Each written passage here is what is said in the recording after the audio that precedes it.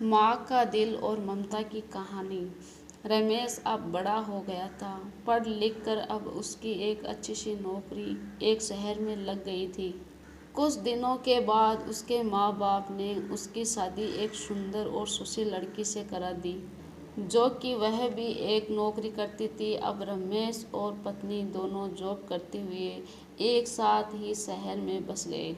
कुछ दिनों के पश्चात रमेश के पिताजी भी अब इस दुनिया को छोड़कर चले गए थे, जिसके बाद उसकी माँ एकदम से अकेली सी हो गई थी। कुछ दिनों के बाद रमेश अपनी माँ को अपने साथ रहने के लिए शहर ले आया, जिससे शहर में आकर रमेश की माँ खुद को एकदम अकेली पाती थी। इस तरह उन्हें भी अच्छा नहीं लगता था, लेकिन माँ अपने बेटे को हमेशा खुश रखना चाहती थी। सो धीरे धीरे वह शहर में रहना भी सीख गई थी। लेकिन रमेश और उसकी पत्नी हमेशा अपनी माँ को समझाते रहते थे कि ऐसा मत करो, ये मत करो, मतलब कि वे अपने आगे माँ को गांव की तरह से गंवार ही समझते थे।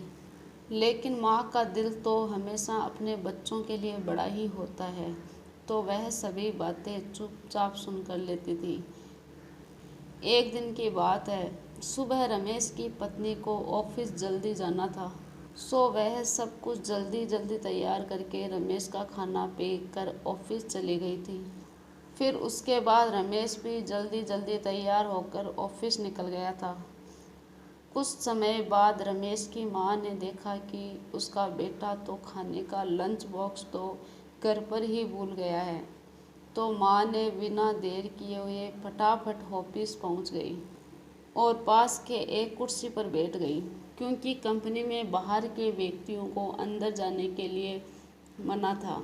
तो फिर बेटे को दिक्कत ना हो, इसलिए फ़ोन न करके मैसेज कर दिया।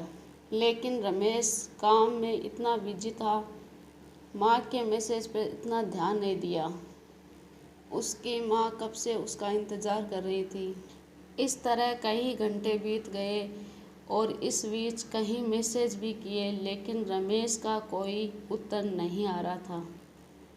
इस तरह रमेश की माँ को चिंता होने लगी थी। लेकिन रमेश अपनी माँ के मैसेज आने के बाद वह अंदर ही अंदर खूब गुस्सा होने लगा।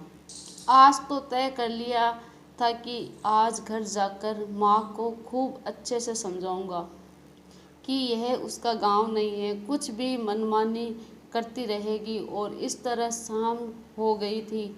अब रमेश घर जाने के लिए कंपनी से बाहर निकला तो देखा कि उसकी माँ तो यहीं खड़ी है, जिसे देखकर उसका गुस्सा अब सातवें आसमान पर था और बिना कुछ पूछे ही अपनी माँ को डांटने फटकारने लगा कि पहले तो खाली बैठे बैठे मैसेज से परेशान करती रहती है और अब उसकी कंपनी में भी आ गई है। आखिर उसका यह गांव नहीं है जो मनमानी करती रहेगी। यह सुनकर रमेश की माँ ने खाने का टिफिन आगे बढ़ाया, जिसे देखकर रमेश को अब समझते हुए देर नहीं लगी कि वह अपना खाना भूल गया था, जिसे माँ देने के लिए यहाँ आई थी। उसके बाद रमेश की माँ बोली, बेटा तुम भले ही तुम्हें बड़े हो गए हो, बड़े शहर में रहने लगे हो, भले ही अच्छे बुरे की समझ ज़्यादा आ गई हो, लेकिन मेरे लिए आज भी तुम कलेजे का टुकड़ा ही है, जिसे मैंने बचपन से लेकर आज तक पालते हुए आ रही हूँ। रमेश की अब आंखें खुल चुकी थी।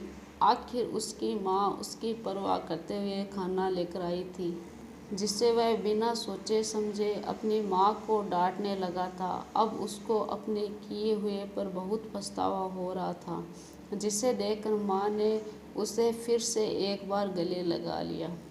बस इस तरह रमेश अब आगे से खुद को माँ के लिए बदल लिया था। अब उसकी माँ पहले से ज़्यादा अच्छे से देखभाल करने लगी